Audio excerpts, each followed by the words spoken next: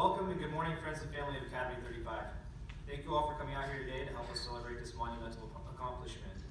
Today marks a very special time in our lives, and we are all grateful for your presence and support today and the support you have given us over the last 14 weeks.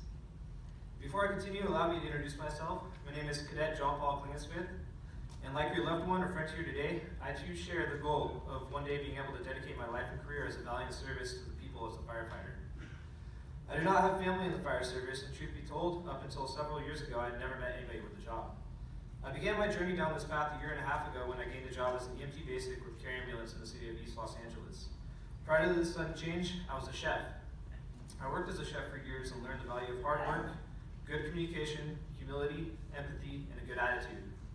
I spent years in the back of the house operations of restaurants, working in places as far south as Southern Orange County and as far north as Rio Nido, located near the Redwood Forest in Northern California, all the while leading a team as a sous chef, observing and admiring my team's abilities. I can tell you with absolute certainty that the 39 San Pasqual Reservation Fire Academy cadets that sit before you today exemplify these traits that I've grown to learn to be of utmost importance. The hard work that this group of individuals demonstrated throughout this academy was consistent and began during the first week.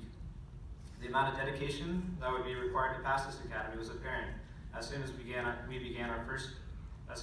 our physical training that morning.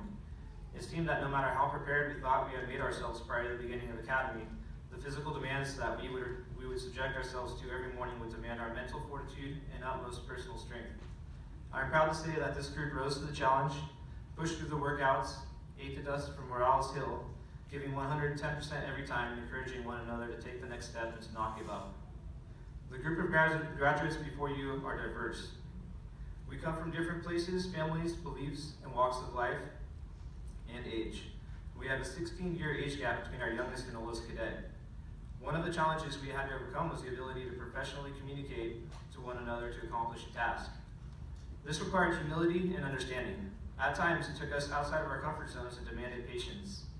As with anything we're doing, it took time and a certain level of finesse, and I think that we learned more about one another. As we learned more about one another, our ability to communicate evolved with our training. The good-hearted nature of the individuals in this academy shone through on so many different occasions, and the amount of empathy for one another was astounding. One thing that I've learned in my life is that people are different. People have different ways of showing that they care and that they care that you succeed. While some people nurture or coddle, others press buttons. Not with hurtful intent, but with the intention of helping one grow and learn from their mistakes. I think it is fair to say that we had a good selection of both of these types of people in our academy. Throughout history, bands of people, groups, and tribes assembled by the hearth of a fire or a warm room to discuss issues, politics, or pressing matters that need to be addressed. Likewise, our tribe had what I consider a special meeting place as well. This place was our kitchen, which has always been a very special place to me. It's a place that often evokes fond memories and serves as a meeting ground to discuss events, plans, and strategy. Our kitchen was the first room that you walked into when you entered our barracks. It was adjacent to both living quarters and had to be traversed to get to the bathroom. It was in this mess hall that we got to truly know one another on a personal level. It was here that we communicated and announced communal information, studied, drilled, and polished boots for hours on end. It was here that the tasks and responsibilities were designated and punishment or praise was given. It was at this table that true friendships were forged. To me personally, those two 8-foot collapsible plastic tables were a safe haven of sorts because no matter what time of the day it was, if you were stressed out about an assignment, a project, or something you had going on in your own personal life, as soon as you opened that door to the place we all agreed to come call home for the next 4 months, you were greeted by the family and faces of your brothers and sisters, making all those feelings disappear, and were immediately sucked into whatever kind of wild conversation was going on in there at that time. While there are many more stories I'd love to share with you, the truth is I know why you guys nominated me to speak here, so here's your food analogy.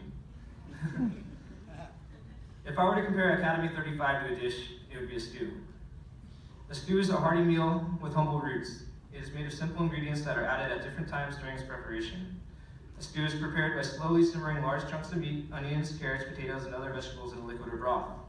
The determining factor which leads to a great stew or a mediocre stew is when those ingredients are added. If the carrots are added too soon, not only will the vegetable be undercooked and hard to the bite, but the flavor of your broth will not have the sweet, earthy taste that is imparted by a properly cooked carrot. What I'm getting at is that each ingredient plays a vital role and a vital part in lifting a stew from mediocrity to greatness. Think about the key ingredients in our stew, the real meat and potatoes. These are the key elements that provide a solid foundation for the rest of the dish. The meat and potatoes in this example are our instructors. And Chief, I hope you don't take this the wrong way. Once you have begun the process, you add your carrots, onions, and celery, also known as a mirepoix, in the kitchen. Smith, I know you know what a mirepoix is. He was kind of my cooking buddy along this process. So the mirepoix that is now in the pot is you, Academy 35. Each of you are unique in your own way and add your own unique flavor to the stew while absorbing the flavors around you. The final ingredient I want to talk about that is critical to the results of a great stew is the addition of a quality broth. This broth allows the stew to simmer and for the flavors of each ingredient to mingle. The broth in this analogy is the knowledge that was provided to us by our instructors here at San Pasqual. Now that I've gone over the steps to preparing this stew, the only thing left to do is let it simmer. I don't know about you, class of 35, but I've been simmering for the past 14 weeks, absorbing that broth, and I'm ready. Academy 35, I am honored to graduate side by side with each and every one of you, and I wish you all the best of luck in the next phase of your journey. Thank you.